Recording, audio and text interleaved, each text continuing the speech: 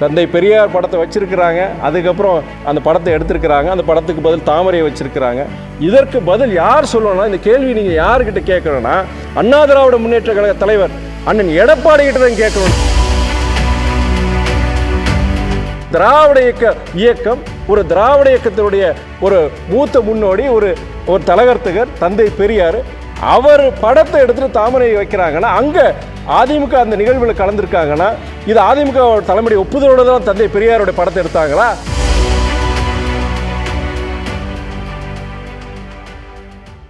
OPS திமுகவில் இணைஞ்சிருக்கிறார். சரி, அது எப்படி பாக்குறீங்க சார்? ஏன்னா ஒரு எதிர்க்கட்சியில ஒரு உயர் பதவியில் இருந்தவர், முதலமைச்சராக இருந்தவர், அவர் திமுகவில் இணையிறது அப்படியே எதிர்த்து. இது அண்ணன் ஓபிஎஸ் அவருடைய விருப்பம். அவர் முன்னாள் முதலமைச்சராக இருந்திருக்கிறாரு. அதிமுகவில் ஒரு முக்கியமான ஒரு தலைவர்கள் அவர் ஒருத்தராக இருந்திருக்கிறாரு. இன்றைக்கி தேனி மாவட்டத்தில் ஒரு மிகப்பெரிய ஒரு அரசியல் சக்தியாக இருந்திருக்கிறார். இன்றைக்கி அவர் தன்னுடைய இயக்கம் அவருடைய அதிமுக வெளியே வந்துட்டார். இன்றைக்கி அவர் திராவிட முன்னேற்ற கழகத்தில் அவர் இணைந்திருக்கிறார். அதிமுகவோட முதலமைச்சராக நான் இதில் என்ன சொல்ல முடியும்னா, எங்களுடைய கூட்டணி தலைமை திமுக இயக்கத்துக்கு அவர் சேர்ந்திருக்கிறார். அது என்னால் மறைமுகமாக எங்களுக்கு என்னன்னா, அங்கே தேனி மாவட்டத்தில் எங்களுடைய கூட்டணி வெற்றி பெறுவதற்கு அது உதவும் தான் நான் சொல்ல முடியும். மற்றபடி இது அவர் சேர்ந்தது தப்பா இல்லை சரியா இல்லை இதுங்கிறது அது அவருடைய தனிப்பட்ட முடிவு. அது நான் சொல்ல முடியாது.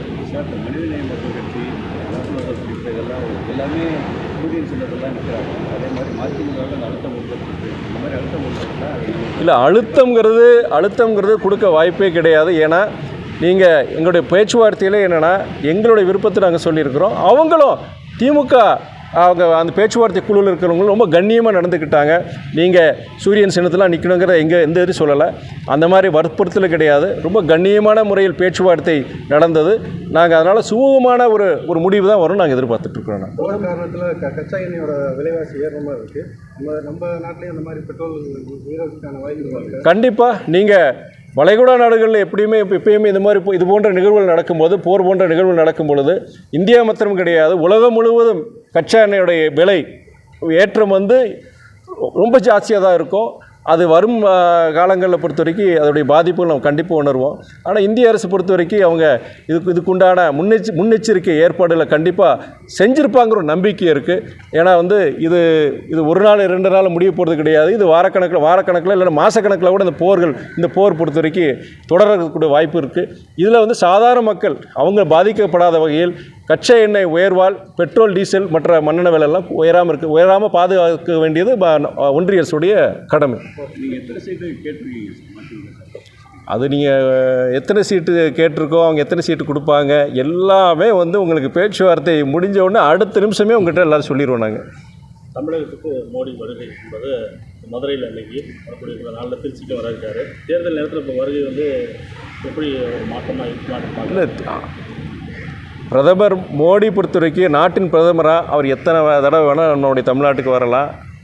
ஆனால் இதனால் தேர்தலில் அவர் பிரதமரால் வருகையினால் இது அவங்க கூட்டணிக்கு ஒரு பலமாக இல்லை, இதனால் தேர்தல் முடிவுகள் மாறலாமாங்கிறது கண்டிப்பாக வாய்ப்பில்லை. ஏன்னா இது ஏற்கனவே சொன்ன மாதிரி கடந்த காலங்களில் நீங்கள் கடந்த ஒரு 7-8 ஆண்டுகளாக நடைபெற்ற பல தேர்தல்கள், நீங்கள் சட்டமன்ற தேர்தலாக இருக்கட்டும், நாடாளுமன்ற தேர்தலாக இருக்கட்டும், இல்லை உள்ளாட்சி தேர்தலாக இருக்கட்டும், தொடர்ந்து திமுக தலைமையிலான கூட்டணி அமோக வெற்றிகளை பெற்றிருக்கின்றது. அதுவும் இப்போ இந்த தடவை பொறுத்த வரைக்கும் நீங்கள் சாதாரண அடித்தட்டு ஜனங்களுக்கு அவங்களுக்கு தேவையான திட்டங்களை பல திட்டங்களை முதலமைச்சர் திமுக அரசு நிறைவேற்றியிருக்கிறாங்க. அதே வேளையில் ஒரு பக்கம் சமூக நீதியின் அடிப்படையில் சாதாரண ஜனங்கள், ஏழை எளிய ஜனங்களுக்கு திட்டங்கள், மறுபக்கம் என்ன வேலைவாய்ப்புகளை உருவாக்கும் தொழிற்சாலைகள் கிட்டத்தட்ட 12,37,000 கோடி முதலீடுகளை மூலம் கிட்டத்தட்ட 36 லட்சம் பேருக்கு புதிய வேலைவாய்ப்புகளை உருவாக்கும் சூழலை இந்த அரசு உருவாக்கியிருக்கு. நான் இப்போ சரி, இப்போ நம்ம கூட்டணியில் இருக்கிறார் அதனால் சொல்ல நினைக்காதீங்க. ஒன்றிய அரசை சார்ந்த EPFO நீங்கள் அவங்களே எம்ப்ளாயிஸ் ப்ராவிடென்ட் ஃபண்ட் ஆர்கனைசேஷன், அது ஒன்றிய அரசு சார்ந்த ஸ்தாபனம், அவங்களே சொல்லியிருக்கிறாங்க கடந்த 4.5 வருடங்களில் கிட்டத்தட்ட அவங்க சொல்கிற 4.5 வருடங்களில் பல லட்சங்கள் சொல்லியிருக்கிறாங்க. அது நான் இப்போ சமயத்தில் படித்தேன். நான் அது போன்ற விஷயங்கள் என்னென்னா, இது என்னென்னா உங்களுக்கு நம்பிக்கை இருக்குது. இது போன்ற நல்ல விஷயங்கள்னால மக்கள் எங்களுக்கு நல்ல ஒரு வரவேற்பு கொடுப்பாங்கங்கிற, அதனால் அவர் பிரதமர் வர்றதுனால இதெல்லாம் மாறுங்கிற சொல்ல முடியாது. தொடர்ந்து இங்கே எங்கள் கூட்டணி வெற்றி பெறும் தான் நான் சொல்லலாம்.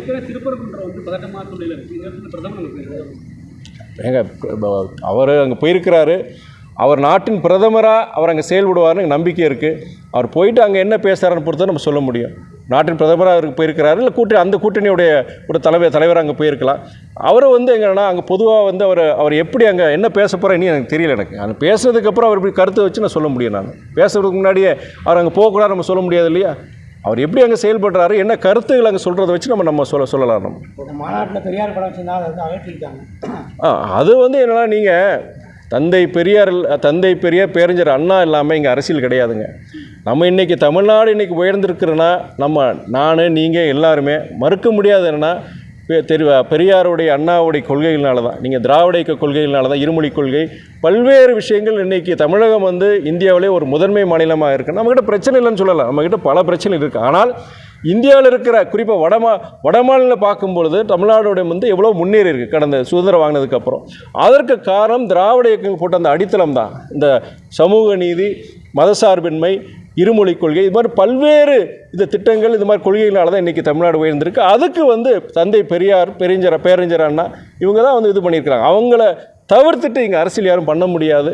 தந்தை பெரியார் படத்தை வச்சுருக்கிறாங்க, அதுக்கப்புறம் அந்த படத்தை எடுத்திருக்கிறாங்க, அந்த படத்துக்கு பதில் தாமரையை வச்சுருக்கிறாங்க.